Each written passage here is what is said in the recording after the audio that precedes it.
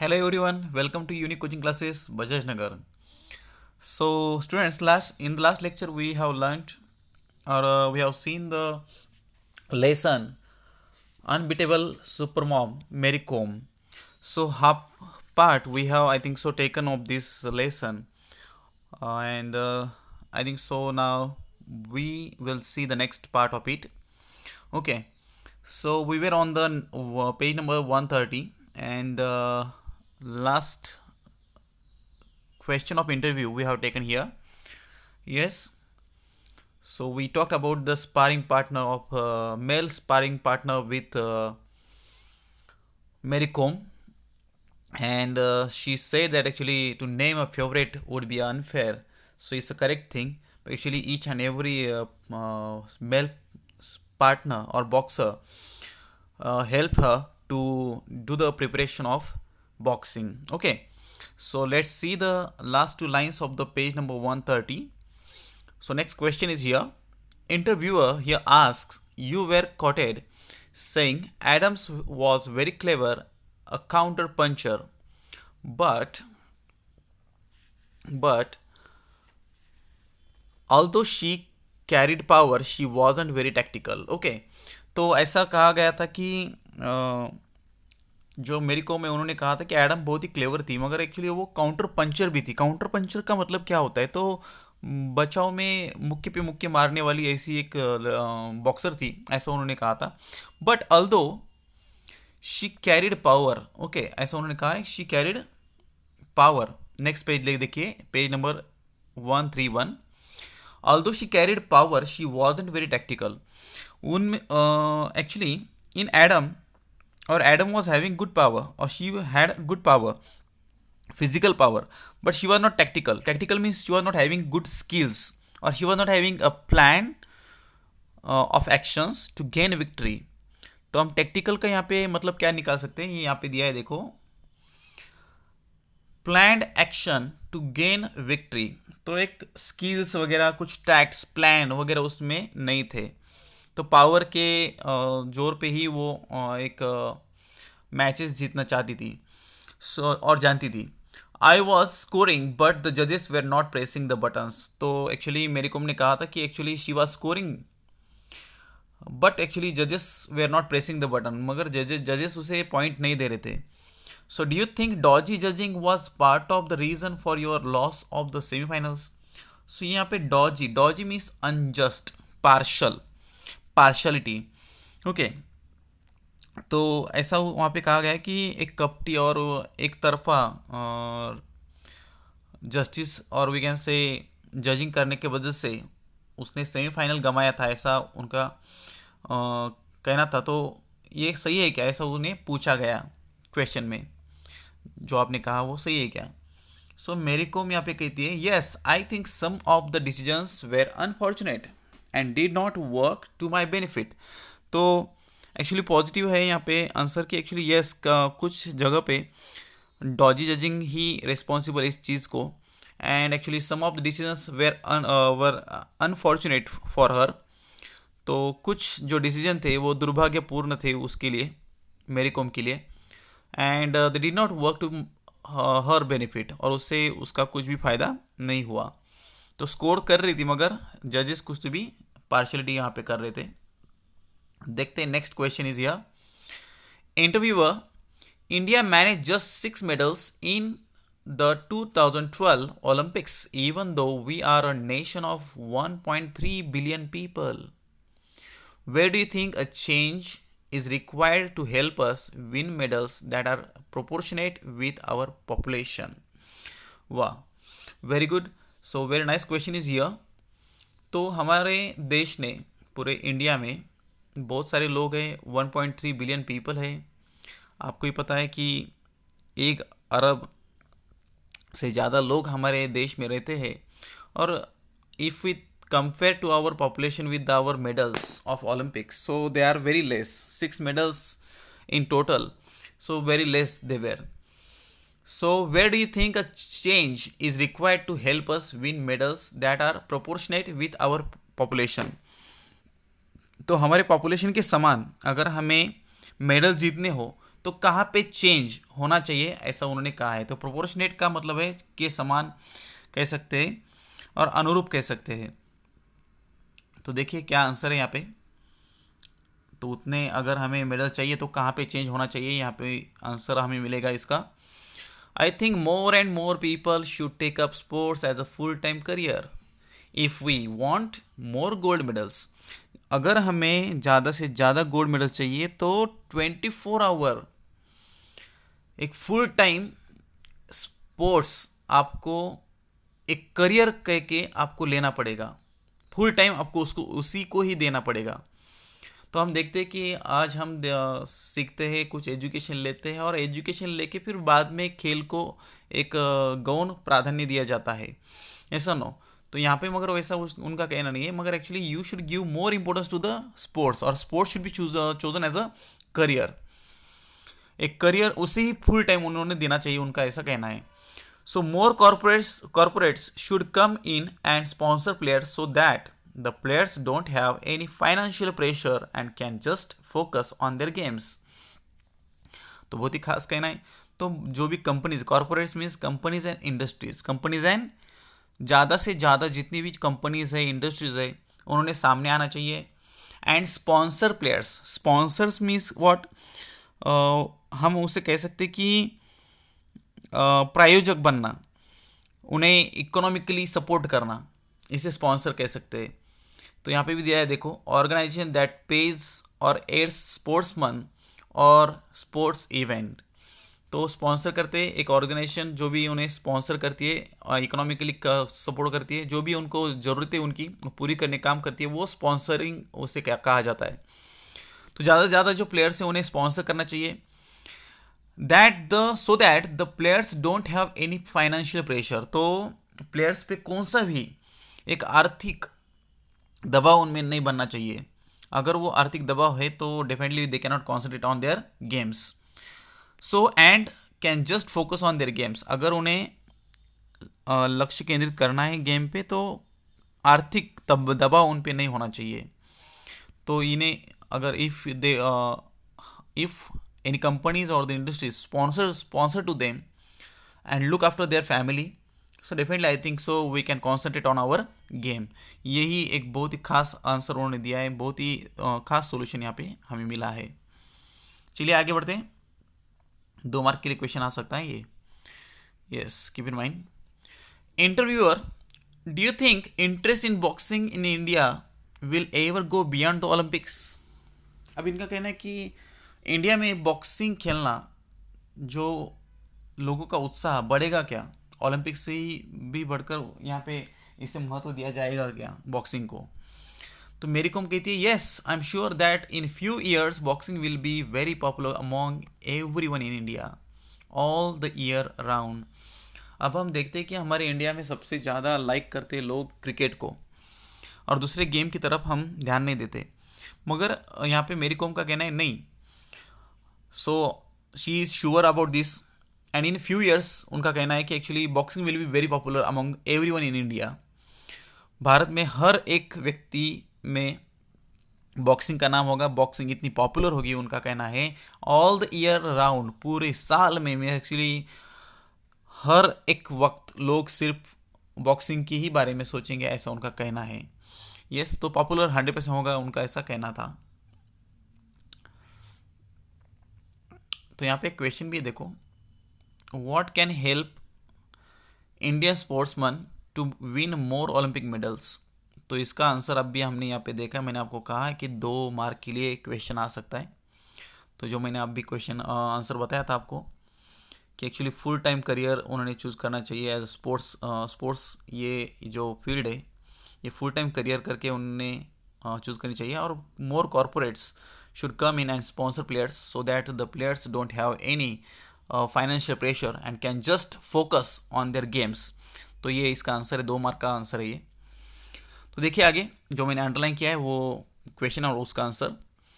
Interviewer, how aware are Indian women of their nutritional requirements. सही में बात है कि एक्चुअली जो भारतीय महिला है उनमें पोषण की जो आवश्यकताएं है उसके बारे में कितनी जागृति है। तो देखिए, diet and nutrition must have been a key factor in your conditioning for the Olympics. तो ओलंपिक के लिए आपको conditioning, conditioning means becoming fit, Olympic के लिए आपको तंदुरुस्त बनने के लिए न्यूट्रिशन, जो पोषण है, पोषण ये बहुत ही इंपॉर्टेंट फैक्टर है, इसका इस ऐसा इनका कहना है। Do you think nutrition is neglected area in Indian sports? और भारत की जो स्पोर्ट्समैन है, स्पोर्ट्स वुमन है, इनमें न्यूट्रिशन जो पोषण एक पार्ट है फिटनेस का, तो इस चीज़ को नज़रअंदाज किया जाता है, ध्यान नहीं दिया जाता, ऐसा इनका कहना है। तो सही में है क्या वैसा, ऐसा उनका कहना है। तो मेरी कॉम जी कहती है, देखो, the awareness is growing now among the female athletes when it comes to nutritional requirements. अब slowly slowly the awareness is increasing in India. If we think about the athletes of India, so it comes to the nutritional requirements, so definitely they give more attention toward their diet. Okay, so now it is increasing, but पहले तो कम ही था, मगर उधर ध्यान नहीं देते थे। Nutrition has definitely been a neglected area in Indian sports. उनका कहना है कि डेफिनेटली इंडियन स्पोर्ट्स में न्यूट्रिशन को 100% नज़रअंदाज किया जाता है, उसकी तरफ ध्यान नहीं दिया जाता है। तो पोषण जो एक पार्ट है उसकी तरफ हम निग्लेक्ट करते हैं उस पार्ट को, ऐसा उनका कहना है। I had to gain 3 kgs since I had to fight in the 51 kg event instead of the usual 48 kgs that I fight in. उनका कह रहा है कि वो यूजुअली 48 kg के ग्रुप में फाइट करती थी, मगर उन्हें 51 kg के ग्रुप में फाइट करना था, तो उनको 3 kg वेट बढ़ाना पड़ा था। तो उन्होंने कैसे बढ़ाया, देखिए यहाँ पे क्वेश्चन पूछा गया है, हाउ डिड मेरी कॉम इंक्रीज हर वेट। तो यहाँ पे उसका आंसर है ये, यहाँ पे ये 3 लाइन ऊपर की। So I had to focus on what to eat, I gain weight by eating the right kind of the healthy food rather than bad saturated fats. तो उनका कहना है कि उन्हें पूरी तरह से फोकस करना पड़ा उनकी डाइट पे, व्हाट टू ईट, क्या खाना है क्या नहीं खाना है, gain weight by eating the right kind of healthy food, उन्होंने सिर्फ हेल्दी फूड खाया, rather than bad saturated fats. अब जो सैचुरेटेड फैट्स मीन्स जो भी एक बैड टाइप का एक फूड होता है, उसे हम सैचुरेटेड मीन्स अनहेल्दी फैट्स कहा जाता है। देखिए, अनसैचुरेटेड फैट्स मीन्स अनहेल्दी जो फैट्स है, वैसा फूड उन्होंने नहीं खाया, वैसा न्यूट्रिशन, वैसा फूड उन्होंने नहीं लिया, ऐसा उनका कहना है। तो ये इसका आंसर है, 1 मार्क और 2 मार्क के लिए आ सकता है यहाँ पे। देखिए आगे, next question is here, interviewer, how big a role did OGQ play in shaping the boxing scene in India for the better. उनका कहना है कि OGQ जो ओलंपिक गोल्ड क्वेस्ट नाम की जो एक ऑर्गेनाइजेशन है, इनका आपके सक्सेस में